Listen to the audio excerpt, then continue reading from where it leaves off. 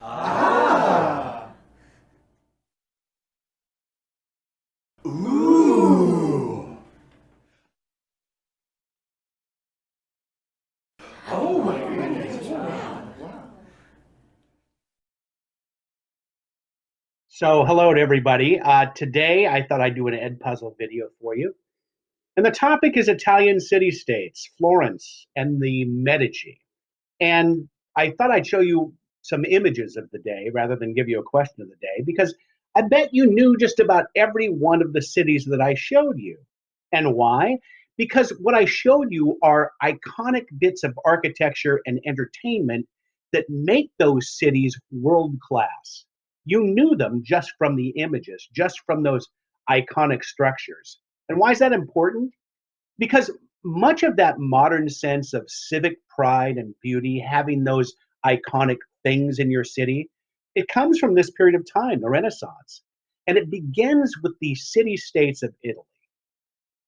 So, why here? What makes these little Italian city states the birthplaces of the Renaissance? Let's take a look at them. There are four major players in this: Milan, Venice, Genoa, Florence, and you can see them there on the map. Right along the Mediterranean Sea, the Adriatic, the Tyrrhenian. And Italy is where it all begins. These four Italian cities: Florence, Genoa, Milan, Venice. Oh, wait a minute. Someone's missing from that list. Some Italian city that's usually known in history as rather big is kind of missing from that list. Which one do you think it is? Rome would be the correct answer on that. Yes, Rome is missing from the list. And why? Well, at this point in time, Rome was not a major player. It didn't have a big center of trade because it wasn't one of those ports from which they were shipping troops for the Crusades. And those cities that were Florence, Genoa, Milan, Venice, they became trade and manufacturing centers, and that's what made these cities rich. They began to specialize in things. Like one city would be famous for its glassworks, and another city would be really famous for its textiles, its cloth. And people would come there just to get that famous cloth from that city. So there were many merchants and visitors and travelers from all over the world: Middle East, the Far East, Northern Europe. This is important. The Northern Europeans would come down there and trade. So, with these four centers of trade, these ports that were the first to get classical inspiration, why? Why were they the first ones to get all of that information from the past? Here's a multiple choice question for you, and choose all that apply.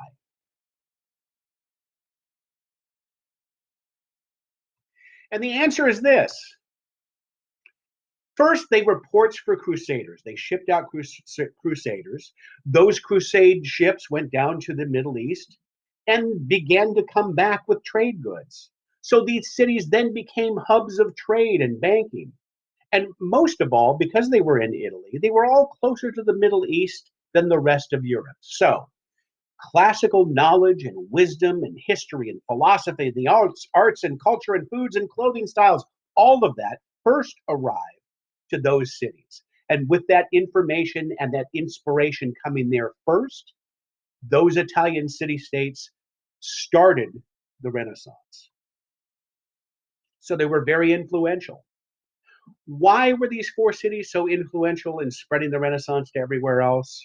Well, you can probably guess, but I'll lay it out here for you. And this is important because it'll be part of our discussion after the Ed puzzle is finished. And this is it.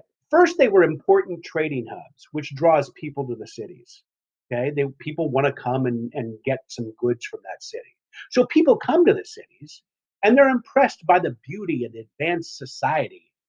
And then they head home with the trade goods and they ask their hometown, hey, why aren't we as good as that? Our dinky city. Imagine you live in Rockland, you end up going to a city like Paris or New York. And then, of course, those larger cities have their own problems, but they have a great deal of beauty, some amazing architecture, things to see. And you come back to your own city of Rockland and go, wow, my dinky city had, I mean, the tallest building here is what, 4 or 5 stories tall? Why isn't my city as good as that? So these cities throughout Northern Europe, people would come to trade in the Italian city states. They would see these objects of beauty and they would go home with their trade goods and they go, hey, they have universities down there. They've got these beautiful buildings, statues, art. How come we aren't doing that? And it would inspire them, it would influence them to change. And that is how the Renaissance spreads from the Italian city states to all of the rest of Europe. And again, that's important information. Go back and review this if you need to. They were also rival cities. The cities of Milan, Genoa, Venice, Florence, they all tried to outdo each other. They tried to make their cities better and more beautiful. And they competed to lure artists to their cities. Oh, I can give you this much money if you come to my city. Oh, no, I'll outbid you for your talents. I want you to come to my city. And they were led by strong families. These were governments known as signoria. Now, signoria were kind of like republics, but they were often very corrupt. There was a lot of bribery and scandal, even murder. You can imagine how they might have been. And one of the families that was certainly first and foremost the most famous family was the House of Medici. They were very influential, very powerful family of Italy over a course of a few generations during the Renaissance. And they too were a signoria. So again, what is a signoria exactly? Choose the best answer here.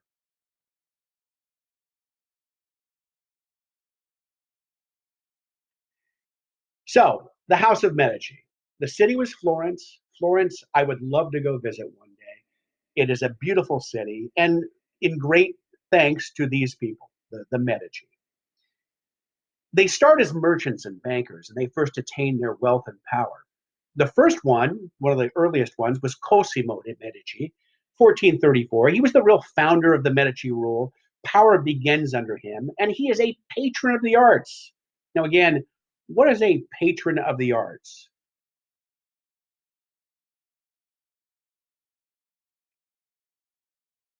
A patron of the arts is someone who supports the humanities. You gave me some examples of the humanities the other day, remember? Let's find out if you can remember what are examples of the humanities. Here's a list. Choose all of the ones that are examples of the humanities.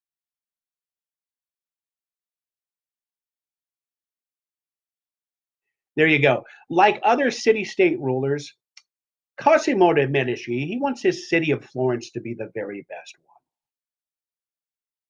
And the Medici family, they grow very powerful. Some of them, no fewer than four of them, become popes from the Medici family. Several marry into European houses of royalty. They end up becoming and queens of other countries. Very, very powerful and influential, well connected family. And they were patrons of the arts, of course, as we just talked about the humanities. A patron is a person who supports the arts. Uh, and the arts, the humanities are expressions of human expression, emotion. And under Cosimo, he supported people like Lorenzo Ghiberti, who was a sculptor and goldsmith, Donatello, another sculptor, Filippo Brunelleschi, who was an architect and watchmaker, and we'll learn a little bit more about him in a second. Under Lorenzo's patronage, that was Cosimo's grandson, he supported people like Botticelli, Michelangelo, Leonardo da Vinci, all of the other mutant teenage ninja turtles. Uh, Leonardo da Vinci was a painter, a sculptor, an architect, a scientist, a musician, an engineer, a mathematician, a writer, an astronomer, a botanist, an historian, a map maker, a true Renaissance man. And we have looked at the word Renaissance man or Renaissance person before. Can you remember what a Renaissance man or a Renaissance person is?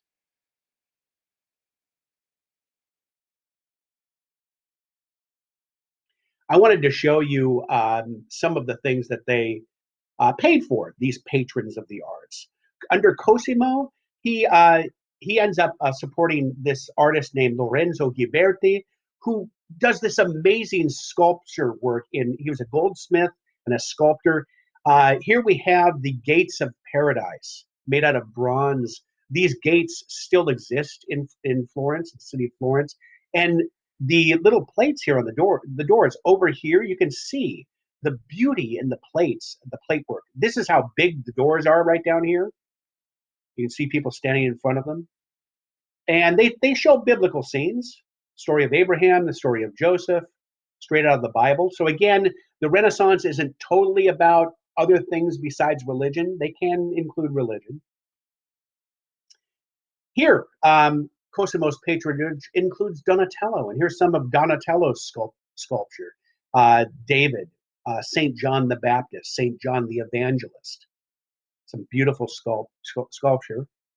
And also, here's an interesting one, is Cosimo's patronage includes the dome of Il Duomo, a cathedral of Saint Mary of the Flowers in Florence.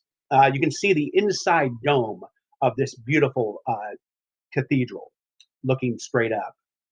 It was not built by an architect per se.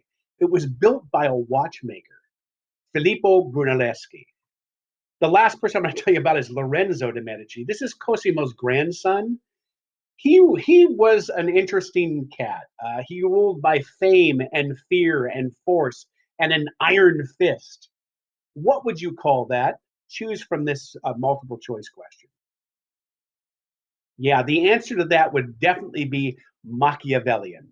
He ruled as, according to Machiavelli's The Prince, fame and fear and force and an iron fist. He ruled through threats and bribes and payoffs and alliances and being loved by some and hated by others. Pope Sixtus IV, he borrowed a lot of money from the Medici and wasn't really paying it back, and the Medici finally cut him off. So did Pope Sixtus maybe want Lorenzo and his family dead? There was another family in the city of Florence, the Pazzis, another very wealthy family in Florence, and they wanted power. And the story goes that they tried to take power on Easter Sunday in 1478. Very interesting story. Take a look at this. Sunday, April the 26th, 1478. Easter Day. The Medici and all of Florence gathered to celebrate the holiest day of the year.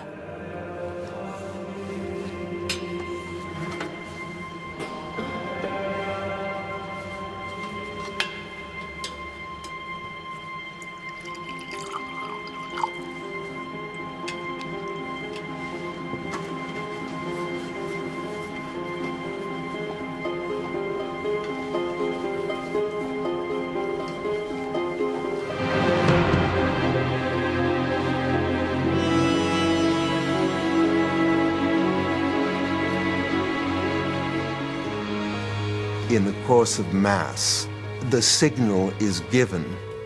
Both men were in the cathedral at the same time, so that seemed to be the moment to do it.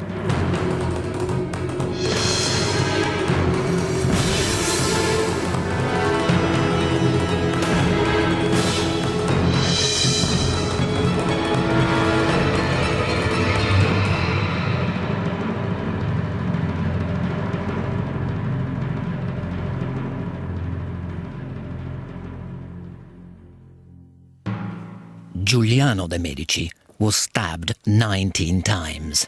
He died instantly.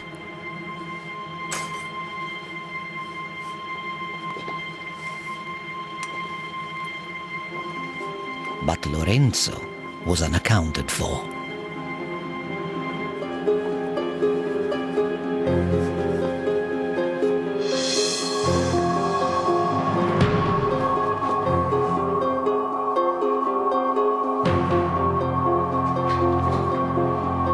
He's wounded and he shows himself to the crowd. It's a way of saying, we're still here, we're still alive. And as soon as that happens, then the Medici is still in business.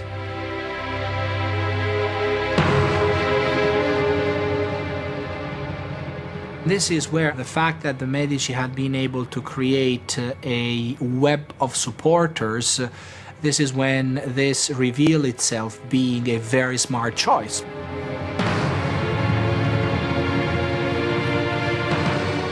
The plotters realize that the game is up. The supporters of Medici were in such rage over what had happened that they were simply ready to kill at will. Violence swept through Florence as supporters of the Medici exacted revenge. So, the murder of Giuliano Medici and the attempted murder of Lorenzo. So who did it? Was it Pope Sixtus IV? I mean, how dare the Medici cut him off? Was it the Pazzi family? Most historians think it was the Pazzis.